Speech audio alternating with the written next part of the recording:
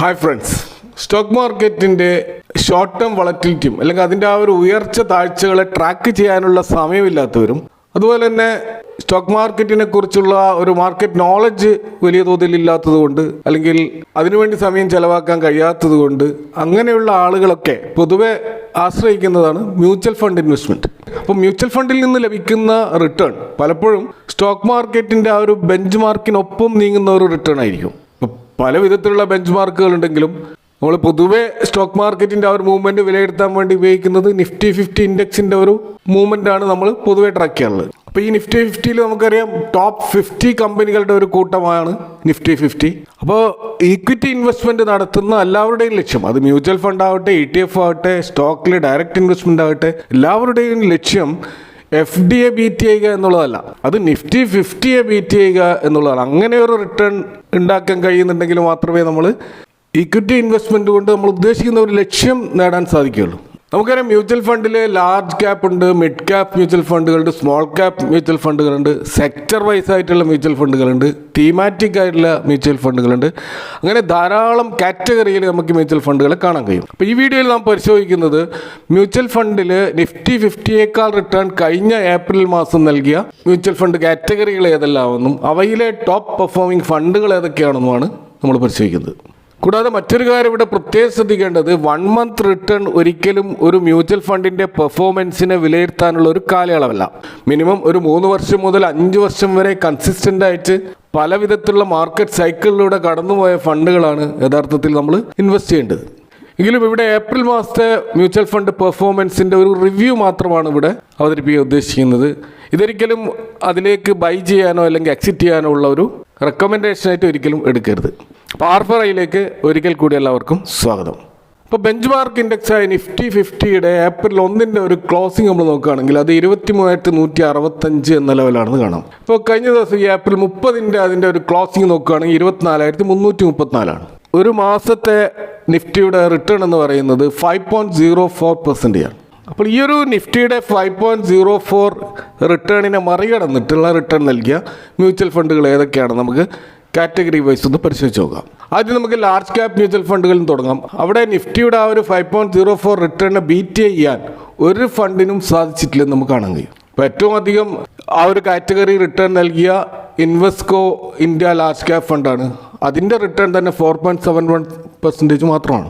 അപ്പോൾ large cap മൊത്തത്തിൽ നിഫ്റ്റിയെ beat ചെയ്യാൻ സാധിച്ചിട്ടില്ല എന്ന് മനസ്സിലാക്കാം. ഇനി നമ്മൾ മിഡ് ക്യാപ്പിലേക്ക് വന്നാൽ അവിടെ ഹയസ്റ്റ് റിട്ടേൺ വന്നത് 5.18% ആണ്. ഇപ്പോൾ നിഫ്റ്റിയുടെ ആ ഒരു 5.04 റിട്ടേണിനേക്കാൾ കൂടുതലായിട്ട് റിട്ടേൺ നൽകിയ ആകെ 2 ഫണ്ടുകളാണ് നമുക്ക് മിഡ് ക്യാപ്പ് സെഗ്മെൻറ്റിൽ കാണാൻ കഴിയുക. ഒന്ന് ആക്സിസിൻ്റെ നിഫ്റ്റി മിഡ് ക്യാപ്പ് 50 ഇൻഡെക്സ് ഫണ്ടും മറ്റൊന്ന് Kotak Nifty mid cap 50 index ഫണ്ടുമാണ്. അപ്പോൾ ആക്സിസ് മിഡ് ക്യാപ്പ് 5.18% റിട്ടേണും കൊഡാക് നിഫ്റ്റി മിഡ് ക്യാപ്പ് 50 5.11% റിട്ടേണുമാണ് നൽകിയെന്ന് കാണാം. അപ്പോൾ നേരിയ തോതിലാണെങ്കിലും ഈ 2 ഫണ്ടുകളും നിഫ്റ്റി 50യുടെ 5.04 റിട്ടേണിനേക്കാൾ മുന്നിട്ട് നിൽക്കുന്നു എന്ന് നമുക്ക് കാണാൻ കഴിയും. ഇവിടെ നമ്മൾ ശ്രദ്ധിക്കേണ്ട ഒരു കാര്യം, ഈ 2 ഫണ്ടുകളും ഇൻഡെക്സ് ഫണ്ടാണ്. അപ്പോൾ ആക്റ്റീവ് മാനേജേഴ്സ് ഉള്ള മറ്റ് പല ഫണ്ടുകൾക്കും നിഫ്റ്റി 50യേക്കാൾ റിട്ടേൺ നൽകാൻ സാധിച്ചിട്ടില്ല എന്നുള്ളത് നമ്മളിവിടെ നോട്ട് ചെയ്യേണ്ട ഒരു കാര്യമാണ്. അടുത്തതായി നമ്മൾ നിഫ്റ്റി സ്മോൾ ക്യാപ്പിൻ്റെ ഒരു കാറ്റഗറി നോക്കുകയാണെങ്കിൽ അവിടെ നിഫ്റ്റിയുടെ 5.04 റിട്ടേണിനെ ബീറ്റ് ചെയ്യാൻ ഒരു ഫണ്ടിനും സാധിച്ചിട്ടില്ലെന്ന് കാണാൻ കഴിയും. ഏറ്റവും അധികം റിട്ടേൺ നൽകിയിട്ടുള്ള Franklin India smaller companies direct ഫണ്ടിൽ 4.31% മാത്രം റിട്ടേൺ ഉണ്ടായിട്ടുള്ളൂ. സ്മോൾ ക്യാപ്പിനും ലാർജ് ക്യാപ്പിനെ പോലെ തന്നെ നിഫ്റ്റിയെ ബീറ്റ് ചെയ്യാൻ സാധിച്ചിട്ടില്ല എന്ന് കാണാൻ കഴിയും. ഇനി നമ്മൾ ഫ്ലക്സി ക്യാപ്പിലേക്ക് വന്നു കഴിഞ്ഞാൽ ഈ ഒരു കാറ്റഗറിയിൽ ഹയസ്റ്റ് റിട്ടേൺ വന്നത് 5.45% ആണ്. അപ്പോൾ അത് ഒരേ ഒരു ഫണ്ടിന് മാത്രമേ ആ നിഫ്റ്റിയെ ബീറ്റ് ചെയ്യാൻ സാധിച്ചിട്ടുള്ളൂ. അത് ബറോഡ BNP പാരിബ ഫോക്കസ്ഡ് ഫണ്ടാണ്. ഇപ്പോൾ ഈ ഒരു ഫണ്ടിൻ്റെ റിട്ടേൺ ആണ് 5.45. അത് നിഫ്റ്റി 50യെ ബീറ്റ് ചെയ്തതായിട്ട് കാണാം. ഇനി നമ്മൾ സെക്ടർ വൈസ് മ്യൂച്വൽ ഫണ്ടുകൾ നോക്കുകയാണെങ്കിൽ 2 ഫണ്ടുകളാണ് സെക്ടർ വൈസ് നോക്കുമ്പോൾ നിഫ്റ്റിയെ ബീറ്റ് ചെയ്ത റിട്ടേൺ നൽകിയ 2 കാറ്റഗറികൾ. അതിലൊന്ന് ബാങ്കിങ് ആൻഡ് ഫൈനാൻഷ്യൽ സർവീസിൻ്റെ ഒരു കാറ്റഗറിയാണ്. അപ്പോൾ ബാങ്കിങ് ആൻഡ് ഫൈനാൻഷ്യൽ സെഗ്മെൻറ്റിലുള്ള മ്യൂച്വൽ ഫണ്ടുകളെല്ലാം വമ്പിച്ച ഒരു പ്രകടനമാണ് കാഴ്ചവെച്ചത്. അവിടെ 22ഓളം മ്യൂച്വൽ ഫണ്ടുകൾ നിഫ്റ്റിയെ ബീറ്റ് ചെയ്ത റിട്ടേൺ നൽകിയതായിട്ട് നമുക്ക് കാണാൻ കഴിയും. അതിൽ ഏറ്റവും അധികം റിട്ടേൺ നൽകിയത് Motilal Oswal Nifty mid small financial services index ഫണ്ടാണ്. അത് 7.99% റിട്ടേൺ നൽകിയിട്ടുണ്ടായി. അപ്പോൾ ഇവിടെ നിഫ്റ്റി ബീറ്റ് ചെയ്ത 22 ഫണ്ടുകളിൽ പകുതിയോളം ഫണ്ടുകളും ആക്റ്റീവ് ഫണ്ട് മാനേജേഴ്സ് ഇല്ലാത്ത ഇൻഡെക്സ് ഫണ്ടുകളാണെന്നതും വളരെ ശ്രദ്ധേയമാണ്. ഇപ്പോൾ നിഫ്റ്റിയെ ബീറ്റ് ചെയ്ത മറ്റൊരു കാറ്റഗറി എന്ന് പറയുന്നത് കൺസംഷൻ ആൻഡ് ഡിമാൻഡ് കാറ്റഗറിയിലുള്ള ആ ഒരു സെക്ടറിലുള്ള മ്യൂച്വൽ ഫണ്ടുകളാണ്. അവിടെ നമുക്ക് 7 ഫണ്ടുകൾ നിഫ്റ്റിയെ ബീറ്റ് ചെയ്ത റിട്ടേൺ നൽകിയായിട്ട് കാണാം. അതിലേറ്റവും അധികം റിട്ടേൺ നൽകിയിട്ടുള്ളത് നിപ്പോൺ ഇന്ത്യയുടെ കൺസംഷൻ ഫണ്ടാണ്. അത് 6.38% റിട്ടേൺ കഴിഞ്ഞ ഏപ്രിൽ മാസം നൽകിയുണ്ടായി. അപ്പോൾ സെക്ടർ വൈസ് നോക്കുമ്പോൾ ഇവിടെ പരാമർശിച്ച ഈ ഒരു ബാങ്കിങ് ആൻഡ് ഫിനാൻഷ്യൽ സെഗ്മെൻറ്റിലുള്ള മ്യൂച്വൽ ഫണ്ടുകളും അതുപോലെ തന്നെ കൺസംഷൻ സെഗ്മെൻറ്റിലുള്ള മ്യൂച്വൽ ഫണ്ടുകൾ ഒഴിച്ചു നിർത്തി കഴിഞ്ഞാൽ ബാക്കി എല്ലാ സെക്ടറുകളുടെ മ്യൂച്വൽ ഫണ്ടുകളും അത് നിഫ്റ്റിയേക്കാൾ താഴെയാണ് അതിൻ്റെ റിട്ടേൺ എന്ന് കാണാൻ കഴിയും. ഇപ്പോൾ ടെക്നോളജി ഫണ്ടിൻ്റെ റിട്ടേൺ 3.72% ആണ് ഏപ്രിൽ മാസത്തിൽ കാണാൻ കഴിയുന്നത്. ഫാർമയുടേത് 3.69 ആണ്. PSU സ്റ്റോക്കുകളുടേത് 4.4% ആണ്. ഇൻഫ്രാസ്ട്രക്ചറിൻ്റേത് 3.78% ആണ്. എനർജിയുടേത് 4.49% ആണ്. നമുക്കറിയാം കഴിഞ്ഞ വർഷം വലിയ തോതിൽ മുന്നേറിയ സെക്ടറുകളായിരുന്നു PSU സെഗ്മെൻറ്റിലെ സ്റ്റോക്കുകളും അതുപോലെ ഇൻഫ്രാസ്ട്രക്ചർ സെഗ്മെൻറ്റിലെ സ്റ്റോക്കുകളും.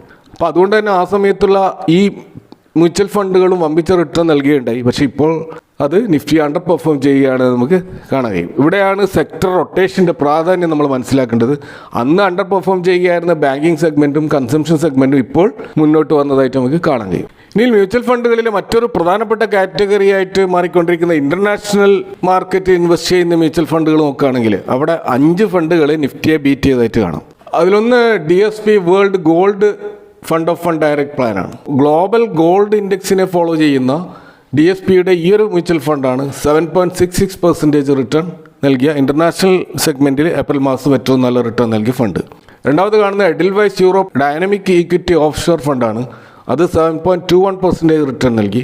അതുപോലെ HSBCയുടെ ബ്രസീൽ ഫണ്ട് അത് 6.69% റിട്ടേൺ നൽകി. അതുപോലെ നിപ്പോൺ ഇന്ത്യയുടെ ജപ്പാൻ ഈക്വിറ്റി ഫണ്ട് 5.47% റിട്ടേൺ നൽകി. അതുപോലെ എഡിൽവൈസിൻ്റെ US technology equity fund 5.29% return നൽകിയിട്ടുണ്ടായി. അപ്പോൾ കഴിഞ്ഞ മാസങ്ങളിൽ ചൈനീസ് സ്റ്റോക്കുകൾ ഇൻവെസ്റ്റ് ചെയ്ത മ്യൂച്വൽ ഫണ്ടുകളാണ് മുന്നേറിയെങ്കിൽ ഇപ്പോൾ നമ്മൾ കാണുന്നത് ഗോൾഡും അതേപോലെ മറ്റ് ജോഗ്രഫിക്കൽ മേഖലയിൽ ഇൻവെസ്റ്റ് ചെയ്ത മ്യൂച്വൽ ഫണ്ടുകളുമാണ് മുന്നേറിയതെന്ന് കാണാൻ കഴിയും. അപ്പോൾ ഇവിടെയും ആ ഒരു റൊട്ടേഷൻ നമ്മൾ മനസ്സിലാക്കാൻ ശ്രമിക്കുക. ഇനി നമ്മൾ തീമാറ്റിക് മ്യൂച്വൽ ഫണ്ടുകളിലേക്ക് വന്നാൽ 9 ഫണ്ടുകൾ നിഫ്റ്റിയെ ബീറ്റ് ചെയ്ത റിട്ടേൺ കഴിഞ്ഞ മാസം നൽകിയിട്ടുണ്ടായി. അതിൽ ഏറ്റവും പ്രധാനപ്പെട്ട ഒരു തീമാറ്റിക് ഏരിയ നമ്മൾ കാണുന്നത് ഡിഫൻസ് സെഗ്മെൻറ്റിലാണ്. ഇപ്പോൾ ഗ്രോയുടെ Nifty India defence fund 12.10% return നൽകി. ഇപ്പോൾ മൊത്തത്തിൽ കഴിഞ്ഞ മാസം റിട്ടേൺ നൽകിയ ഫണ്ടുകളിൽ ഏറ്റവും വലിയ റിട്ടേൺ നൽകിയത് ഈ ഗ്രോയുടെ നിഫ്റ്റി ഇന്ത്യ ഡിഫൻസ് ഫണ്ടാണ്. അതുപോലെ മോട്ടിലാൽ ഒസ്വാളിൻ്റെ നിഫ്റ്റി ഇന്ത്യ ഡിഫൻസ് ഫണ്ട് അതും 11.46% റിട്ടേൺ നൽകിയിട്ടുണ്ടായി. അതുപോലെ ആദിത്യ ബിർള സൺ ലൈഫിൻ്റെ ഡിഫൻസ് ഇൻഡെക്സ് ഫണ്ട് 11.44% റിട്ടേൺ നൽകി. അതുപോലെ മോട്ടിലാൽ ഒസ്വാളിൻ്റെ Nifty capital market index fund 9.33% return നൽകി. അതുപോലെ ടാറ്റയുടെ Nifty capital index fund 9.29% return നൽകി. സുന്ദരം സർവീസസ് ഫണ്ട് 6.64% റിട്ടേൺ നൽകി. HDFCയുടെ ഡിഫൻസ് ഫണ്ട് 6.30% റിട്ടേൺ നൽകി. അപ്പോൾ ഇവിടെ നമ്മൾ ശ്രദ്ധിക്കേണ്ട ഒരു കാര്യം, HDFCയുടെ ഒരു ഡിഫൻസ് ഫണ്ട് ഒരു ഇൻഡെക്സ് ഫണ്ടല്ല, അത് ആക്റ്റീവ് മാനേജർ ഉള്ള ഒരു ഫണ്ടാണ്. എന്നിട്ട് പോലും ഇൻഡെക്സ് ഫണ്ടായിട്ടുള്ള ഡിഫൻസ് ഫണ്ടുകളുടെ അതായത് ഗ്രോയുടെയും മോട്ടിലാലിൻ്റെയും ആദിത്യ ബിർളയുടെയും ഒക്കെ ആ ഒരു ഡിഫൻസ് ഫണ്ടിൻ്റെ റിട്ടേൺ നൽകാൻ ഈ ആക്റ്റീവ് മാനേജറുള്ള HDFCയുടെ ഡിഫൻസ് ഫണ്ടിന് കഴിയുന്നില്ല എന്ന് നമ്മൾ മനസ്സിലാക്കുക. മറ്റൊന്ന് മിറായ അസറ്റിൻ്റെ BSE സെലക്ട് IPF ഫണ്ട് അതിന് 5.06% റിട്ടേൺ ഉണ്ടായി. അതുപോലെ ICICI പ്രൊഡൻഷ്യലിൻ്റെ റൂറൽ ഓപ്പർച്യൂണിറ്റീസ് ഫണ്ടിന് 5.05% റിട്ടേണും ലഭിക്കുകയുണ്ടായി. അപ്പോൾ ഇതൊക്കെയാണ് നമ്മൾ കഴിഞ്ഞ മാസം നിഫ്റ്റി 50യെ ബീറ്റ് ചെയ്ത റിട്ടേൺ നൽകിയ മ്യൂച്വൽ ഫണ്ടുകൾ. അപ്പോൾ നിങ്ങളൊരു മ്യൂച്വൽ ഫണ്ട് ഇൻവെസ്റ്റർ ആണെങ്കിൽ ഇതിലേതെങ്കിലും ഫണ്ട് നിങ്ങളുടെ പോർട്ട്ഫോളിയോയിൽ ഉണ്ടെങ്കിൽ ദയവേത് മെൻഷൻ ചെയ്യുക. Thank you for watching. നിങ്ങളുടെ കമൻറ്റുകളും അഭിപ്രായങ്ങളും അറിയിക്കും. See you next time with another video.